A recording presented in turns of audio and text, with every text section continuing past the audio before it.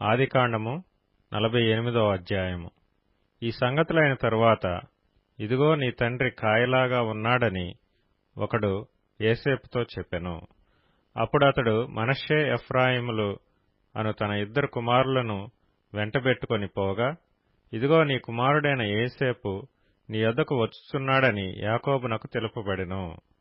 అంతటా ఇశ్రాయేలు బలము తెచ్చుకొని తన మంచము మీద కూర్చుండెను. యోసేపును చూచి, కనాను దేశమందలి లూజులో సర్వశక్తిగల దేవుడు నాకు కనబడి నన్ను ఆశీర్వదించి, ఇదిగో నీకు సంతానాభివృద్ధి పొందించి నిన్ను విస్తరింపచేసి, నీవు జనముల సమూహమగునట్లు నీ తరువాత నీ సంతానమునకు ఈ దేశమును నిత్య స్వాస్థ్యముగా ఇచ్చెదనని సెలవిచ్చెను. ఇదిగో నేను ఐగుప్తునకు నీ యొద్దకు రాక మునుపు ఐగుప్తు దేశములో నీకు పుట్టిన నీ ఇద్దరు కుమారులు నా బిడ్డలే. రూబేను షిమ్యోనుల వలె ఎఫ్రాయిము మనష్షే నా బిడ్డలై ఇందురు. వారి తరువాత నీవు కనిన సంతానము నీదే. వారు తమ సహోదరుల స్వాస్థ్యమును బట్టి వారి పేళ్ల చొప్పున పిలువబడుదురు. పద్దనరాము నుండి నేను వచ్చుచున్నప్పుడు ఎఫ్రాతాకు ఇంక కొంత దూరం నుండగా మార్గమున రాహేలు కనాను దేశములో నా ఎదుట మృతి పొందెను. అక్కడ బెత్లెహేమును ఎఫ్రాతా మార్గమున నేను ఆమెను పాతిపెట్టితినని యోసేపుతో చెప్పెను. ఇశ్రాయేలు యోసేపు కుమారులను చూచి వీరెవరని అడుగగా, యోసేపు, వీరు నా కుమారులు, వీరిని ఈ దేశమందు దేవుడు నాకనుగ్రహించునని తన తండ్రితో చెప్పెను. అందుకతడు, నేను వారిని దీవించుటకు నా దగ్గరకు వారిని తీసుకొని రమ్మనెను. ఇశ్రాయేలు కన్నులు వృద్ధాప్యం వలన మందముగా ఉండెను గనుక అతడు చూడలేకపోయెను.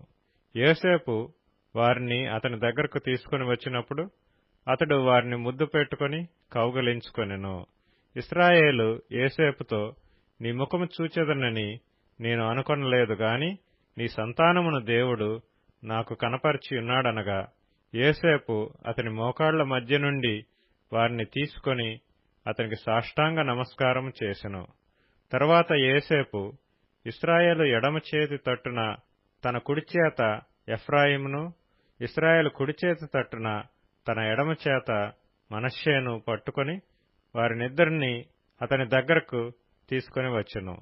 మనష్షే పెద్దవాడైనందున ఇశ్రాయేలు తన చేతులను యుక్తిగా చాచి చిన్నవాడైన ఎఫ్రాయిము తల మీద తన కుడి చేతిని, మనష్షే తల మీద తన ఎడమ చేతిని ఉంచెను.